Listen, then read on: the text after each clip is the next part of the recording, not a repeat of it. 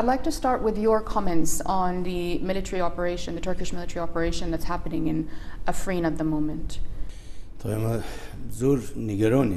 We are deeply concerned, and we do hope that this military operation would stop as soon as possible, because the fighting and wars are not the solution to the problem. Do you see a role for Peshmerga fighters in this fight, in this battle? Would you send Peshmerga fighters to support the YPJ? Sending Peshmerga will not solve the issue there. The best assistance we can offer is trying our best to stop the offensive. Kurdistan has been described as a success story. After 2003, the Kurds were able to thrive in every aspect of life. And they've lost that now. Do you think that you took a risk and you lost? I said it before, and I will say it again. I don't regret it. I don't regret the vote of 3 million people. And the referendum has been successful. It was 93 of the people who voted yes for the referendum. You say it's been successful, but in reality it hasn't, because the Kurdish people have suffered after the referendum, and you didn't do what you wanted. You didn't gain independence.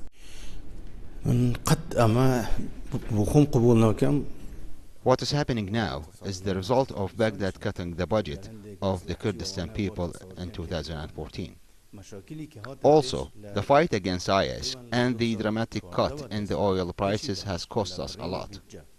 Remember, we also have around 2 million IDPs and refugees. That's what caused the current situation, and not the referendum. So why should we call it a failure? You were advised by the United States of America and the international community that this wasn't the right time to hold the referendum. I'm just wondering, looking back a few months later, do you think that you should have listened to the advice of the United States? First of all, the referendum is not a crime. A nation just explained their wishes and decisions about the future in a peaceful and democratic way. Those who have said it was not a good time for the referendum, they never had alternative dates or a timing to hold the referendum, and they haven't offered us a suitable alternative. The referendum is not a crime, it's a democratic expression of the people. But as a result, you've lost Kirkuk and other territories that you were in control of. I'm just wondering, looking back at what happened, do you think it was a mistake? I don't regard it as a mistake, and I don't regret holding the referendum. What happened in Kirkuk was the result of a betrayal of a group within the Kurds themselves. We've been saying even before the referendum that Kirkuk should remain an example of coexistence. You talk about betrayal within the Kurds themselves, and this is really indicative of how divided the Kurds are within themselves. We've spoken to people not just in Kirkuk but in Erbil. They say they've been suffering after what happened in Kirkuk. They've been suffering security-wise, they've been suffering economically. They blame Baghdad, but they also blame the Kurdish leadership, the Kurdish politicians, because they say the divisions are the reason why this happened.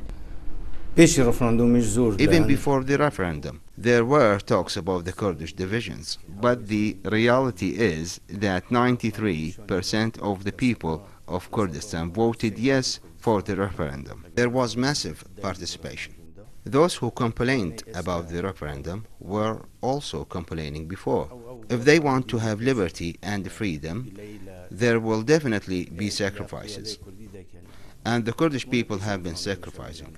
Our view is that the referendum was not against the Iraqi constitution, and had it not been for the betrayal of a group within Kurdistan, the people wouldn't have suffered the way they have. What happened is just temporary. We have a belief that our people will pass this situation quickly. So you do admit that what happened in Kirkuk, partly, if not mostly, is due to divisions within the Kurdish leadership itself? The referendum was not a personal decision. It was not the decision of one party or a group of parties. It was the decision of all the parties and the parliament. It was the decision of the Kurdish people. Some parties had a different opinion on the timing, but they weren't against the referendum. 93% of the will of the people is proof. What happened in Kirkuk was not the result of the division. It was the result of a betrayal of a certain Kurdish group. Who betrayed you? The people of Kurdistan know, and the international community knows. Some would say that the referendum wasn't about Kurdish nationalism at all. It was mainly about political power and maintaining control on the oil resources. 93% of Kurdistan's people voted yes, and that's the most important thing. How others choose to explain, it's of no value to us. What about the fate of Kirkuk? The Peshmerga forces were in charge, took charge of Kirkuk and protected the oil reserves for more than 3 years now since the so-called Islamic State took control. They've now lost control, and many people in Kirkuk are asking, is that how it's going to be now? Are the Iraqi forces now in charge of Kirkuk? Will they stay in charge of Kirkuk?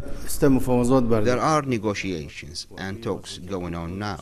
Kirkuk and other Kurdish areas are now occupied. This must be resolved according to the Iraqi constitution.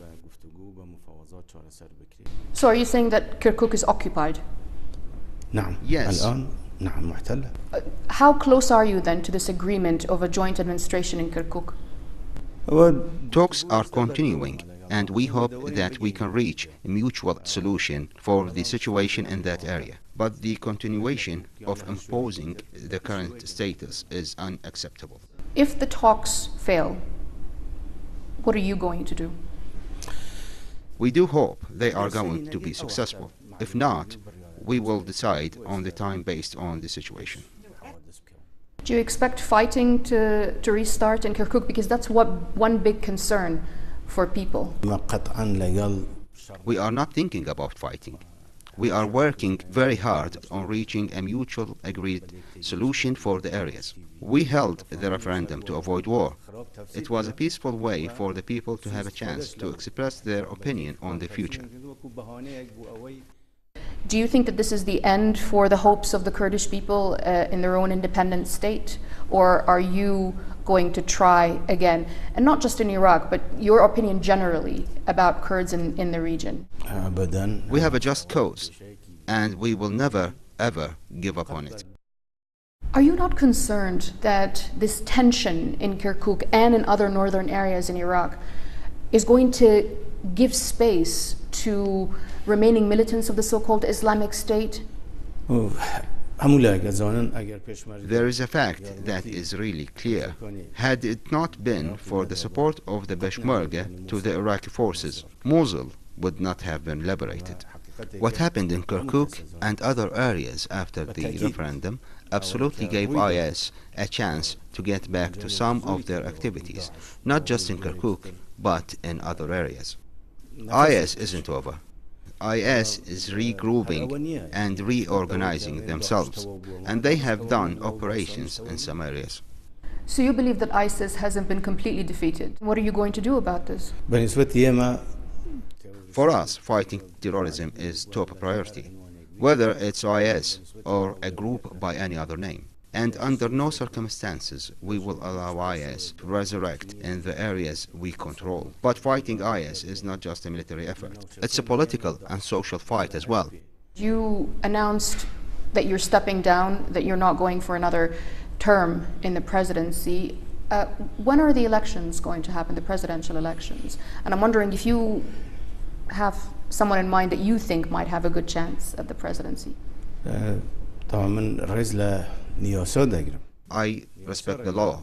According to the law, my term is over. That's why I didn't extend it. Any citizen, given they fulfill the legal requirement, can run for president. We are in talks about the time. And what will you do next? Once a Peshmerga, always a Peshmerga? I've been Peshmerga and will continue to be Peshmerga.